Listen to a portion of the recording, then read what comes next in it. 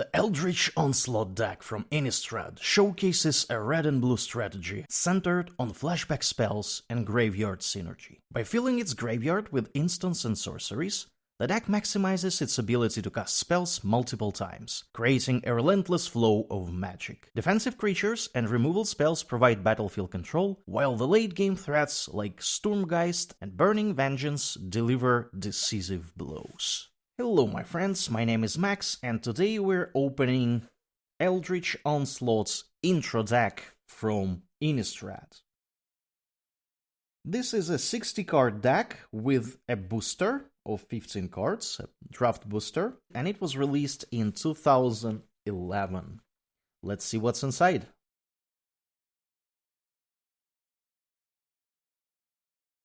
Inside we get a foil Sturmgeist rare, which I think is the most expensive card of this deck. This deck does not have any particularly expensive cards, but this one is one of two rares of this deck.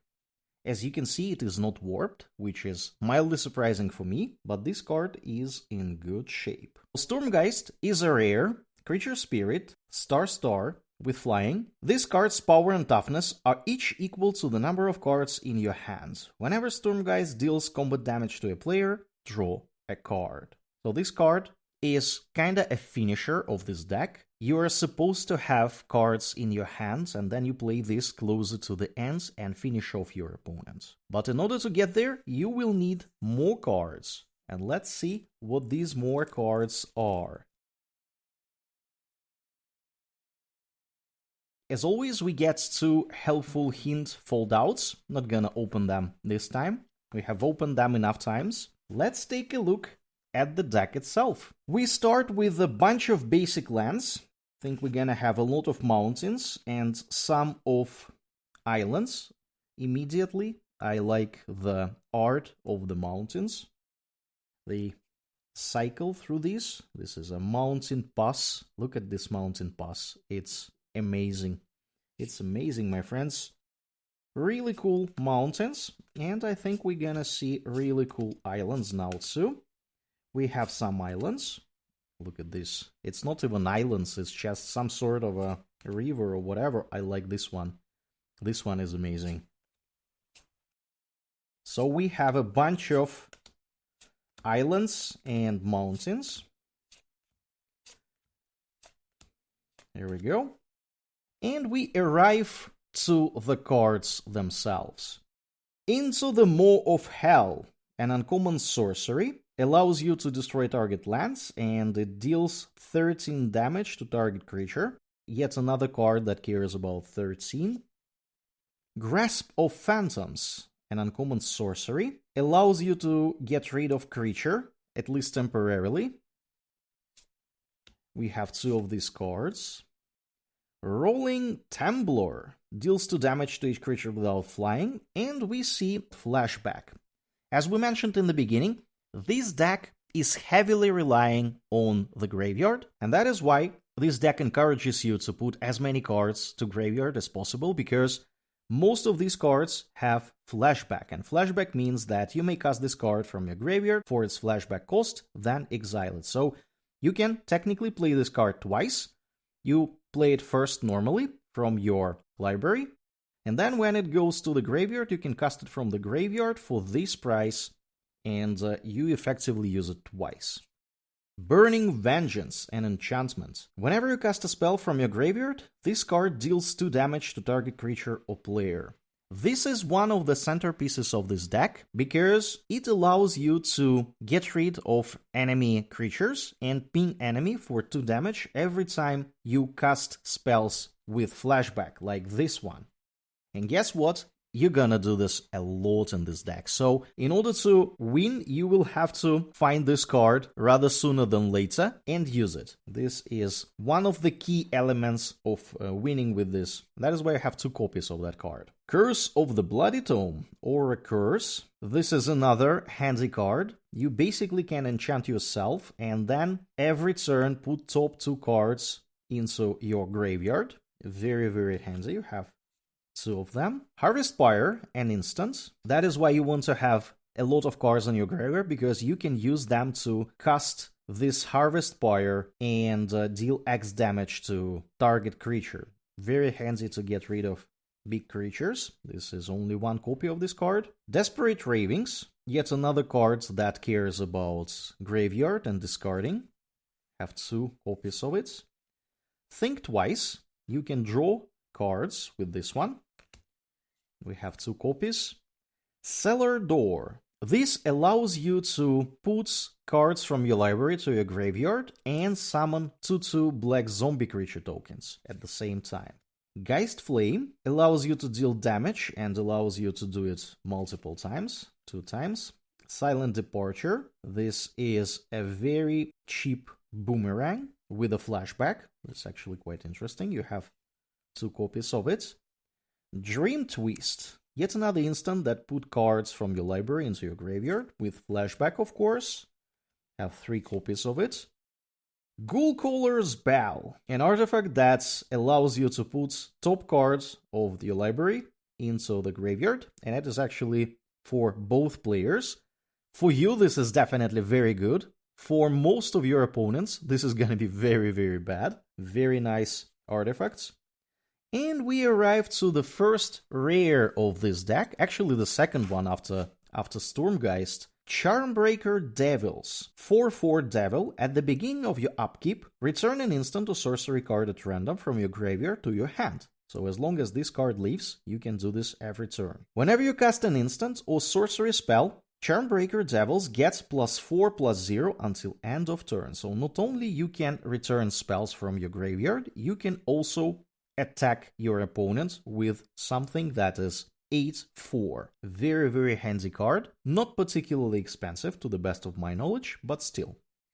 Scourge of Geiger Reach Elemental becomes stronger for each creature opponent controls. Murder of Crows, bird with flying. That is actually quite a large bird. You can also discard cards with this one.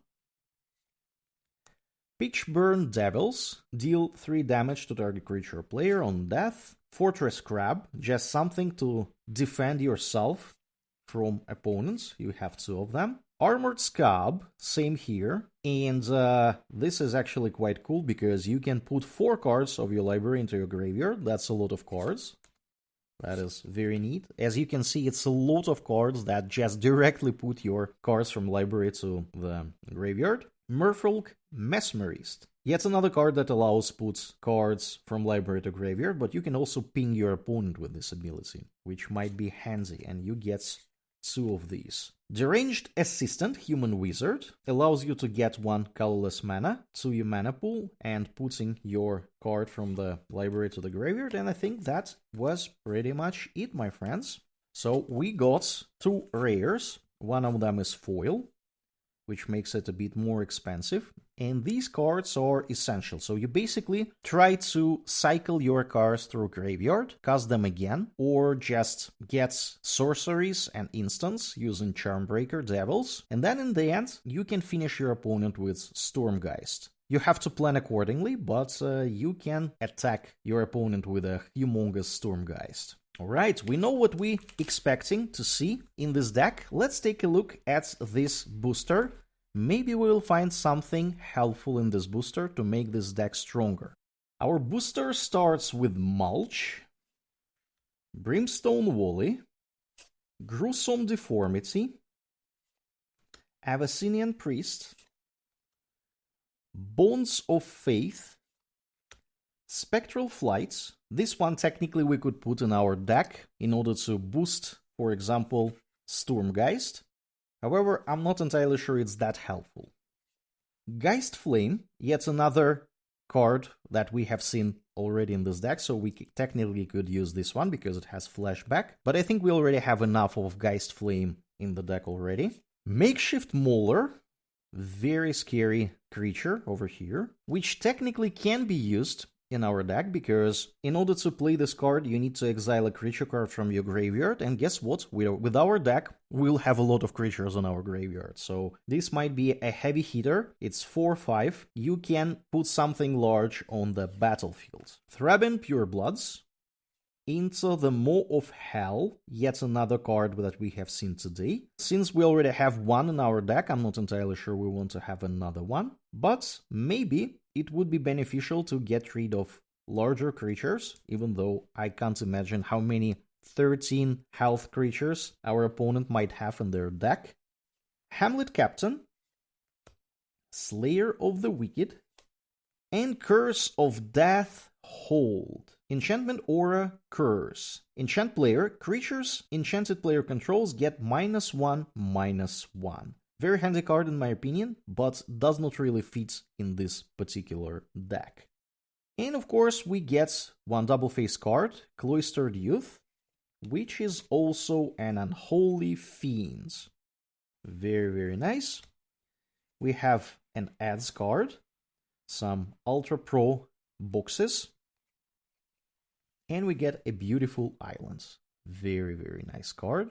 So this booster was actually quite neat because we got at least 4 cards that could technically be used in our deck, even though I would probably not change anything based on just these cards. In an ideal world, I would prefer to have some other enhancements for the deck. If we imagine that we have more cards in our disposal, especially more rare cards, it would make perfect sense to add, for example, Devil's Play that you should now see on your screens. This is also a flashback card, very neat one, deals a lot of damage to target creature or player, and you can go with a lot of damage into opponent's face. Another option of improving this deck would be Laboratory Maniac. This lad allows you to have an alternative win condition. If you would draw a card while your library has no cards in it, you win the game instead. And guess what? Since we have a lot of cards that go through library really fast, we may just control the board until we get the Laboratory Maniac and we run out of cards. This card would be a nice addition to this particular deck. And I think this is all we have time for today, my friends. Let me know in the comment section below if you had a chance to play with this deck a long time ago. I think it's 2011. If you played Innistrad, if you like Innistrad, if you're hyped about Innistrad Remaster that will be released in January next year, very, very soon. I think it's less than a month now. Let me know in the comment section below. If you like this video, please consider liking and subscribing to the channel. It will really help me to move forward. And I will see you guys in the next video. Max is out. Take care. Bye.